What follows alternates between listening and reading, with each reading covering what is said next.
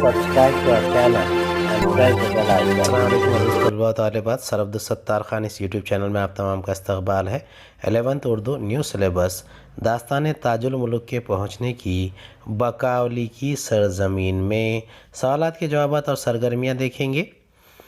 شب کی خاکہ مکمل کیجئے. زیر اضافت کی تراکیب لکھیے.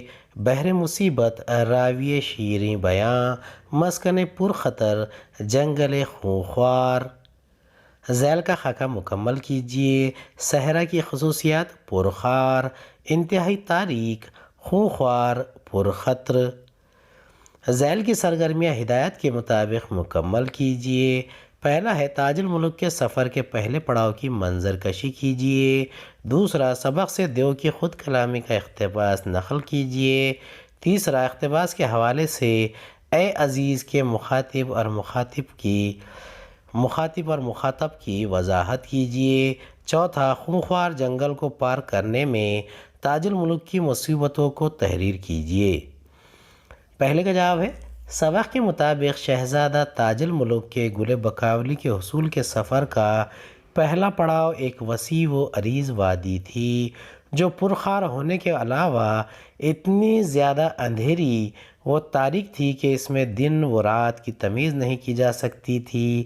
یعنی رات میں تو اندھیرے کا ہونا فطری امر ہے لیکن دن کی روشنی اس وادی کی تاریکی میں ذرہ برابر کمی نہیں کرتی تھی.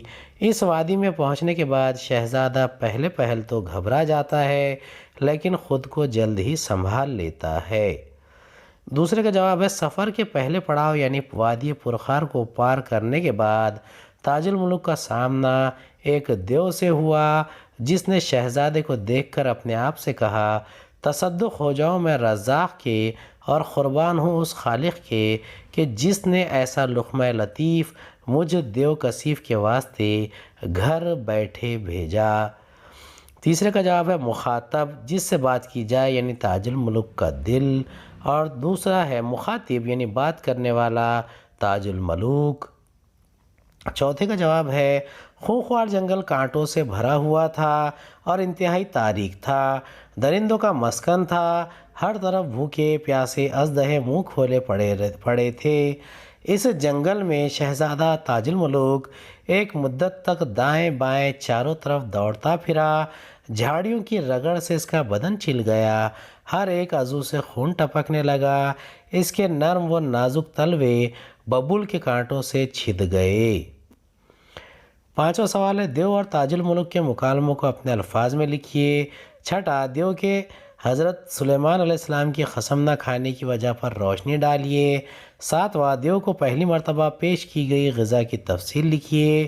آٹھواں آدمیوں کی غذا کھانے کے بعد دیو کا رد عمل بیان کیجیے. نواں سبق سے محاورے تلاش کر کے معنی کے ساتھ لکھیے. 10واں سبق سے قدیم الفاظ اور تراکیب کی فہرست تیار کیجیے. پانچویں کا جواب ہے خونخوار جنگل پار کرنے کے بعد تاج الملک کا سامنا ایک بڑے دیو سے ہوتا ہے. شہزادہ کو دیکھتے ہی دیو کچھ خود کلامی کرتا ہے اور پھر اس سے کہتا ہے کہ اسے اس بھری جوانی میں کس نے مرنے کے لیے آمادہ کر دیا ہے اور زندگی کی آسائشوں کو تجھ پر مشکل کر دیا ہے جو شہر حیات یعنی زندگی کی بہاروں کو چھوڑ کر ویرانہ موت میں آیا. شہزادہ دیو کی ہیبت سے تھرایا لیکن پھر بڑی معصومیت سے کہتا ہے کہ وہ دیو اس شہزادے کا حال نہ پوچھے کیونکہ اس کی زندگی وبال ہو کر رہ گئی ہے. اگر اسے جان عزیز ہوتی تو خود کو موت کے پنجے میں ہرگز نہ ڈالتا اور اس خونخوار دیو کے جال میں نہیں پھنستا. اور پھر دیو سے کہتا ہے کہ وہ اس شہزادے کی زندگی کو ایک وار میں ختم کر دے تاکہ وہ اس مصیبتوں بھری زندگی سے نجات پا جائے. دیو کو اس کی درد انگیز باتوں پر رحم آیا. حضرت سلیمان علیہ السلام کی قسم کھائی اور شہزادے سے کہا کہ وہ اسے ہرگز مایوس نہیں کرے گا بلکہ اپنی پناہ و حفاظت میں رکھے گا اور وہ جس مقصد کے واسطے گھر بار چھوڑ کر نکلا ہے اس میں کوشش اور مدد کرے گا. چھٹے کا جواب ہے تاج الملک کے ہاتھوں بنا کر کھانا کھا کر دیو مارے خوشی کے اش اش کرنے لگا اور اسے ایک عظیم احسان کے طور پر گرداننے لگا۔ شہزادے نے دیو کی کھانے کی تئیں رغبت دیکھی تو ہر روز نئی قسم کی روٹی اور کباب تیار کر کے کھلاتا۔ دیو نہایت خوش ہوتا۔ ایک دن دیو نے شہزادے سے کہا کہ وہ اس پر روزانہ احسان کرتا ہے لیکن اب تک اس جن سے کوئی کام نہیں لیا ہے۔ اگر شہزادے کا کوئی کام ہو تو وہ اس سے بیان کرے۔ شہزادی نے موقع کو غنیمت جانتے ہوئے اور جن کو عہد و پیما کا پابند کرنے کی کوشش میں پہلے تو یہ کیا کہ دیو بہت جلد جھوٹ کی جانب راغب ہوتے ہیں اور اپنی بات پر قائم نہیں رہتے، اور پھر کہا کہ اگر وہ دیو یعنی حضرت سلیمان علیہ السلام کی قسم کھائے تو وہ اسے راز کی بات بتائے۔ ساتویں کا جواب ہے دیو نے تاج الملک کے لیے شکر، گھی، میدا وغیرہ مہیا کیا جس پر وہ ہر روز کچی پکی روٹی پکا کر کھانے لگا۔ ایک دن اس نے کئی من میدا لے کر اس میں گھی شکر ملا کر بڑی بڑی پتھر کی چٹانوں پر ڈال کر ہاتھ پاؤں سے خوب روند کر گوندھ کر اس سے روغنی روٹی تیار کی اور ایک اونٹ کے نمکین کباب بھونے اور پھر ان سب کو دیو کی خدمت میں پیش کیا۔ دیو نے یک بار بھی سب کا سب اٹھا کر منہ میں ڈال لیا۔ آٹھویں کا جواب ہے شہزادہ تاج الملک کے ہاتھوں بنا ہوا کھانا کھا کر دیو اش اش کرنے لگا، مارے خوشی کے اچھل پڑا کیونکہ اس سے قبل اس نے کبھی آدمیوں کی غذا کھائی نہیں تھی۔ تاج الملک کو شاباشی دیتے اور تعریف کرتے ہوئے دیو کہتا تھا کہ اے آدم زاد، تو نے مجھے ایسی چیز کھلائی کہ میرے باپ دادا نے بھی کبھی نہ کھائی ہوگی، بلکہ آج تک کسی دیو نے ایسے کھانے کی لذت نہ پائی ہوگی۔ اس روٹی کے ٹکڑے کا احسان میں ابد تک مانوں گا اور دل سے تیرا ممنون رہوں گا۔ 90 کا جواب ہے سبق سے حاصل کردہ محاورے: انتہا ہونا، حد ہونا، تصدق ہونا، قربان ہونا، چہرے کا رنگ اڑنا، خوف یا رنج طاری ہونا، منہ پر ہوائیاں چھوٹنا، گھبرا جانا، شیر و شکر ہونا، گھل مل جانا، سودا ہونا، جنون ہونا، پرندے کا پر نہ مارنا، کسی کا گزر نہ ہونا۔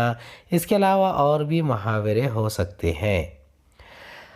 10ویں سوال کا جواب ہے سبق سے حاصل کردہ اردو کے قدیم الفاظ اور ان کے معنی: سپیدی یعنی سفیدی، آخرش آخرکار، انجام کار، خورش خوراک، کھانا، سر رشتہ یعنی معاملہ۔ ہدایت کے مطابق قواعد کی سرگرمیاں مکمل کیجیے۔ شہزادے نے ایسی مصیبت اور محنت اٹھا کر بارے اس جنگل کو طے کیا۔ جملے کے زمانی کو ماضی استمراری میں تبدیل کیجیے۔ دوسرا، اس روٹی کے ٹکڑے کا احسان میں ابد تک مانوں گا، مفہوم کو تبدیل نہ کرتے ہوئے جملوں کو منفی جملہ بنائیے۔ تیسرا، میں نے سنا ہے، جملے کو طور مجہول میں لکھیے۔ پہلے کا جواب ہے ماضی استمراری میں جملہ: شہزادہ بڑی مصیبت اور محنت اٹھا کر اس جنگل کو طے کیا کرتا تھا۔ دوسرا، منفی جملہ: اس روٹی کے ٹکڑے کا احسان میں ابد تک نہیں بھولوں گا۔ تیسرا، طور مجہول سنا گیا ہے، بات سنی گئی ہے۔ چوتھا ہے حروف جار کو اضافت کی کا کہ اضافت زیر بھی ہے۔ یہ چوتھے سوال کا جواب ہے۔ چوتھا، ایک مدت سے مجھ کو ملک بقاولی کی سیر کا سودا ہے۔ یہ جملے سے حروف جار اور اضافت الگ الگ کر کے لکھیے۔ ذیل کے جملے کی استثنائی خوبی بیان کیجیے۔ دفعتاً اس ظالم نے اپنے خط کو بلند کیا، ہم سر فلک ہو گیا اور مارے خوشی کے بادل سا گرج کر بولا کہ تصدق ہو جاؤں میں رزاق کے اور قربان ہوں اس خالق کے کہ جس نے ایسا لقمہ لطیف مجھ دیو کثیف کے واسطے گھر بیٹھے بھیجا۔ اس کا جواب ہے خونخوار جنگل پار کرنے کے بعد تاج الملک کا سامنا ایک پہاڑ نما دیو سے ہوا۔ شہزادہ کو دیکھتے ہی دیو کھڑا ہو گیا۔ اس کا قد بہت اونچا تھا، گویا آسمان سے باتیں کر رہا ہو۔ گرج کر بولا کہ وہ رزاق یعنی خدا کے قربان جائے کہ اس نے اس دبیز و لہیم شہیم دیو کی خاطر اتنا عمدہ و نازک لقمہ بھیجا ہے۔ اس جملے میں ایک محاورہ استعمال ہوا ہے تصدق ہونا، اس کا مطلب ہے کہ قربان ہونا۔ فی زمانہ اس محاورے کا استعمال شاذ و نادر ہی ہوتا ہے۔ اسی طرح کثیف وغیرہ الفاظ بھی اردو میں بہت کم استعمال ہوتے ہیں، ان کی جگہ دوسرے عام فہم الفاظ استعمال ہوتے ہیں۔ بہرحال لطیف و کثیف کو متضاد کے طور پر استعمال کر کے جملے میں ایک ادبی شان پیدا کی گئی ہے۔ درج ذیل کے لیے سبق میں استعمال ہوئے استعارے لکھیے۔ وادی پرخار، بحر مصیبت، آتش کدہ، صحرا، جنگل خونخوار، مسکن پرخطر۔ سبق کی روشنی میں خاکہ مکمل کیجیے۔ آدمیوں کی غذا شکر، گھی، میدا، گوشت۔ دیو نے تاج الملک کو بکاولی کے بارے میں جو باتیں بتائی، بکاولی پریوں کی بادشاہ کی شہ بیٹی، غلام 18,000 سے زائد دیو، پریاں ملک بکاولی کی نگہبانی میں مشغول، چوہے سلطنت کی زمین کے نیچے کے حصے کی حفاظت پر مامور۔ صحرا میں پہنچنے پر تاج الملک کی اپنے آپ سے گفتگو کا خاکہ مکمل کیجیے۔ یہ بحر مصیبت کی پہلی لہر ہے، اسے ابھی بہت سے دریا تیرنے ہیں۔ ہمت کی کمر چست باندھ، اپنے آپ کو اس آتش کدہ میں ڈال دے۔ ذیل کے جملوں سے متضاد الفاظ تلاش کر کے خاکہ مکمل کیجیے۔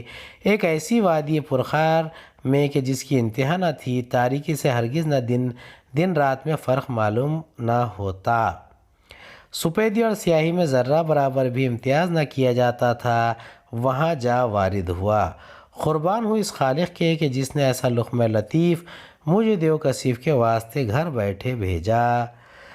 چوتھا ہے، دیو شہزادے سے مخاطب ہو کر بولا کہ اس ایام جوانی میں کس نے تجھے عروس اجل کا مشتاق کیا اور حلاوت زندگانی کو تجھ پر مشاق کیا، جو تو شہر حیات کو چھوڑ کر پائے خواہش سے ویرانہ موت میں آیا۔ اس کا جواب ہے متضاد الفاظ دن، رات، سپیدی، سیاہی، لطیف، کثیف، حیات، موت۔